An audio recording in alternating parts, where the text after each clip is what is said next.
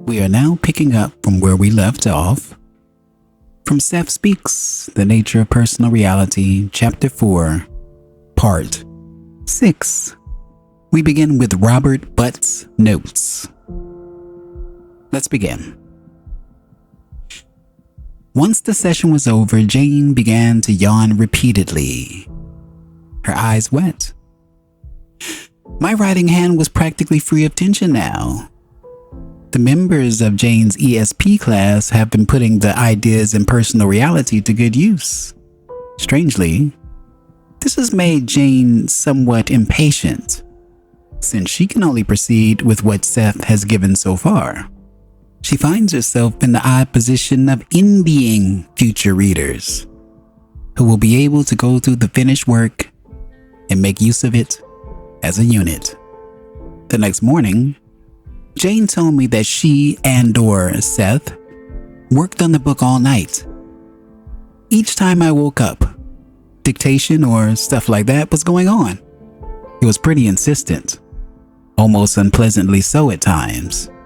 She's experienced such effects before in connection with the book. They aren't a nightly occurrence by any means, but I suggested she should tell herself upon retiring that she wouldn't be aware of such activity during sleep hours.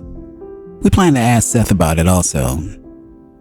This begins session 620. It's October 11th, 1972, 10 p.m. on a Wednesday. Late this afternoon, Jane received a call from a senior editor of Time magazine. He wants to talk to her later this week in connection with a cover story he is to write about Richard Bach. Dick's book has become a national phenomenon. See the 618th session in Chapter 3. Good evening. Good evening, Seth.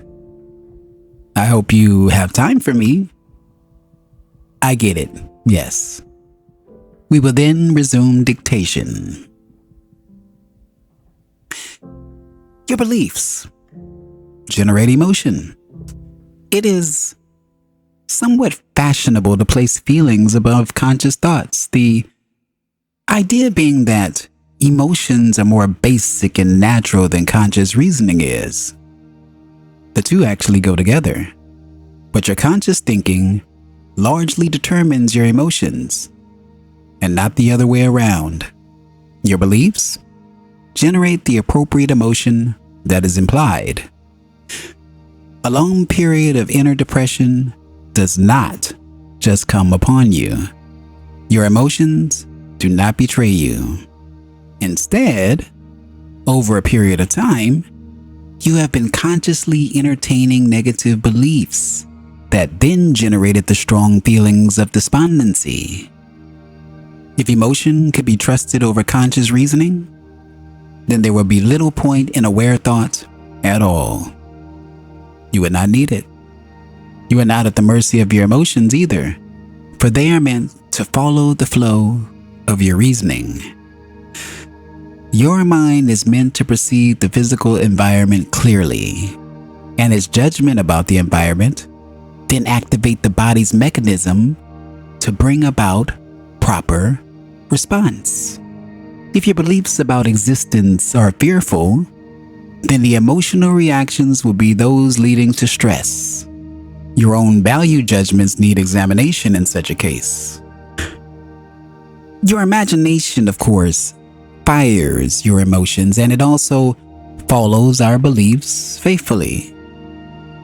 As you think, so you feel, and not the other way around.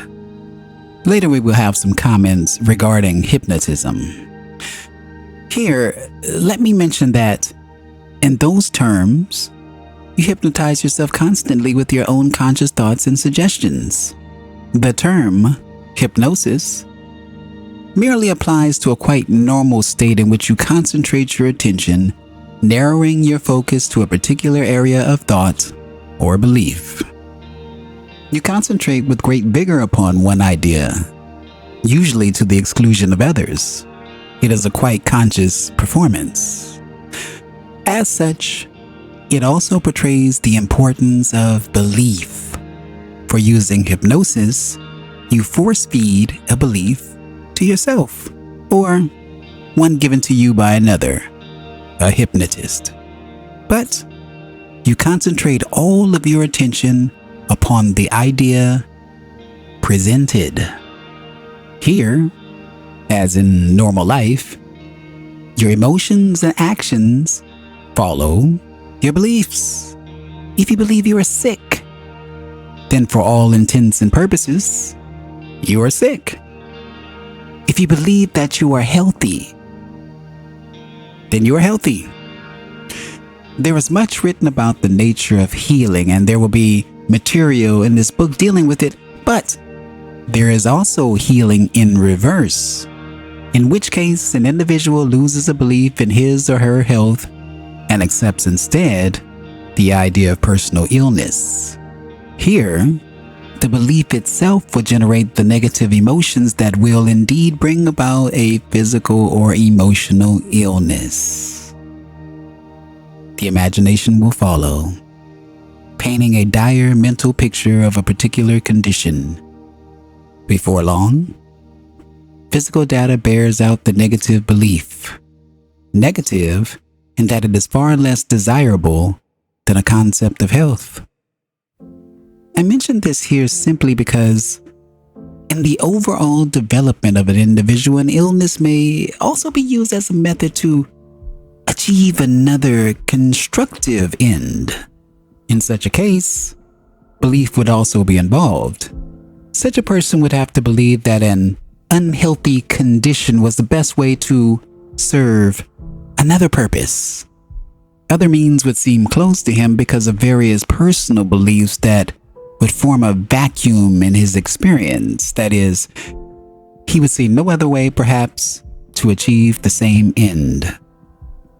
This will be discussed much more thoroughly later in the book. This marks the end of Seth Speaks, The Nature of Personal Reality, Chapter 4, Part 6. Let's talk about it.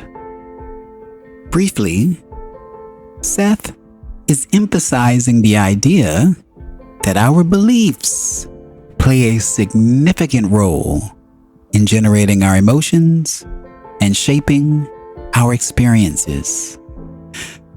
Seth argues that conscious thinking largely determines our emotions, not the other way around. If we entertain negative beliefs over a period of time, they can lead to strong feelings of despondency. It's important to note, emotion should not be trusted over conscious reasoning because it is our thoughts and beliefs that guide our emotions.